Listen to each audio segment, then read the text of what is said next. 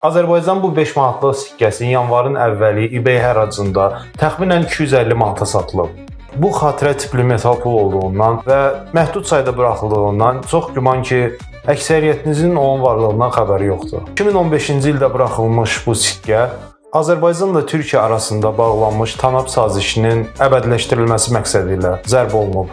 Sikkəni yüksək keyfiyyətli zərb üsulları ilə tanınan Britaniyanın British Royal Mint zərbxanası istehsal edib.